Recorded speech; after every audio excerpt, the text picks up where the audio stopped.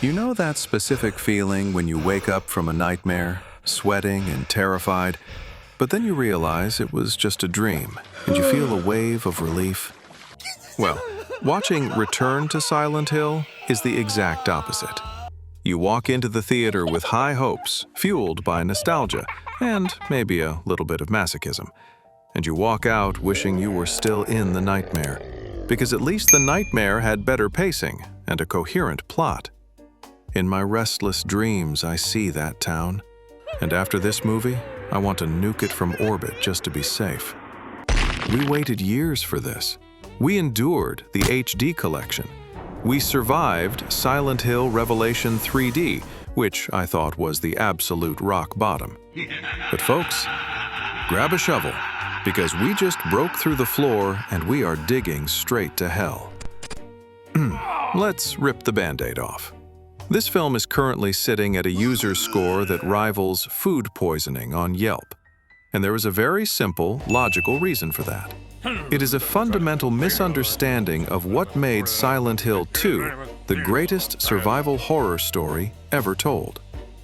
The director kept talking about updating the mythos for a modern audience, which is Hollywood code for "we dumbed it down so people who scroll TikTok during movies won't get confused." The biggest crime here, and this is an argument you cannot parry, is the tone. Silent Hill 2 is a tragedy. It is a story about guilt, depression, and the darkest recesses of the human psyche. This movie? It's a melodramatic teenage soap opera with fog. They turned James Sunderland, one of the most complex, broken protagonists in gaming history, into a generic action hero who looks like he's searching for his lost AirPods rather than his dead wife. And let's talk about the acting, or rather, the lack thereof. James is supposed to be a man barely holding it together, a guy who is totally dissociated from reality. In the game, he's awkward, he's weird, he's unsettling.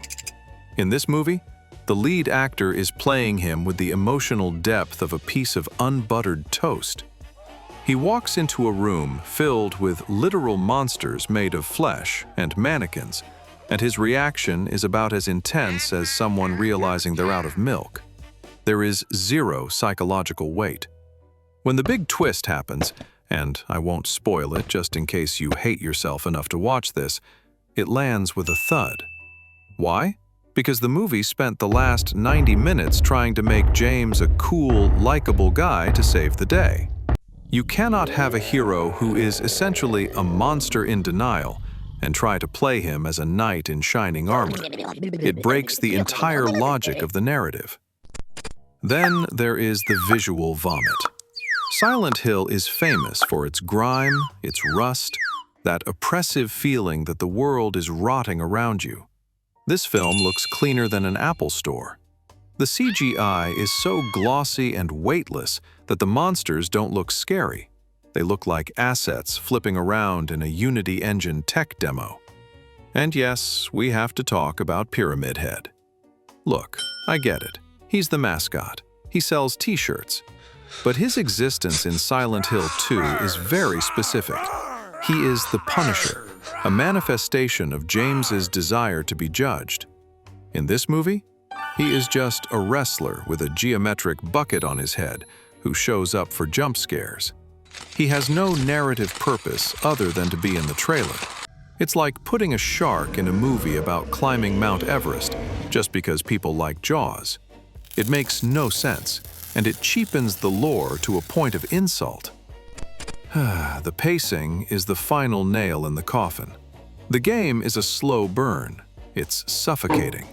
The movie moves at a breakneck speed, rushing from set piece to set piece, checking off boxes. Oh, here are the nurses. Check. Here is the abstract daddy. Check. Here is the fog. Check. It feels like a speed run played by someone who skipped all the cutscenes. There is no time to breathe, no time to let the atmosphere settle in. Horror dies without atmosphere, and this movie has less atmosphere than a DMV waiting room. So, why is this movie sitting at a 2 out of 10? Because it tries to turn a psychological masterpiece into a generic Blumhouse jump scare fest. It sanitizes the taboo subjects of the original story and replaces them with Hollywood cliches. It is a soulless.